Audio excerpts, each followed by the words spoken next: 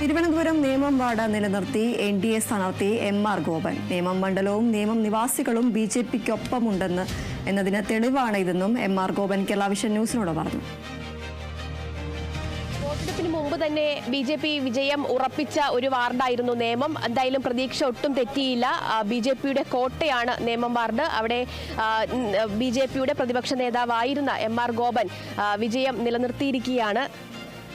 നേമം വാർഡിലെ ജനങ്ങൾ ഭാരതീയ ജനതാ പാർട്ടിയോടൊപ്പം ആണ് എന്ന് ഒന്നുകൂടി തെളിയിച്ചിരിക്കുകയാണ്. 513 വോട്ടിൻ്റെ ഭൂരിപക്ഷത്തോടെ വിജയിക്കാൻ സാധിച്ചിട്ടുണ്ട്.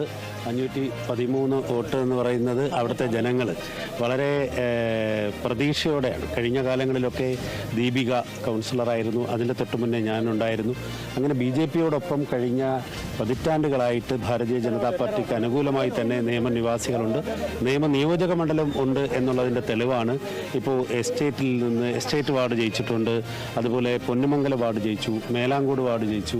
അങ്ങനെ ആ നിയമ നിയോജക മണ്ഡലത്തിൽ ഉൾപ്പെട്ട എല്ലാ വാർഡുകളും വിജയത്തിൻ്റെ ഒരു ഘട്ടത്തിൽ UDF സ്ഥാനാർത്ഥി ഒന്ന് മുന്നിലേക്ക് വന്നു. അത് 2 ബൂത്ത് എണ്ണുമ്പോൾ സ്വാഭാവികമായിട്ട് എല്ലാ കാലഘട്ടത്തിലും അങ്ങനെ വരുന്നതാണ്. അതൊരു പ്രത്യേകത ഉള്ള എല്ലാ കാലഘട്ടത്തിലും അങ്ങനെ തന്നെ ആയിരിക്കും. വലിയ വിജയം നേടിയിരിക്കുകയാണ്. തീർച്ചയായിട്ടും. അപ്പോൾ ആശംസകൾ. Thank you. ക്യാമറമാൻ ഷാൻ ജെയ്സിനൊപ്പം സൂര്യഗായത്രി, കേരള വിഷൻ ന്യൂസ്, തിരുവനന്തപുരം.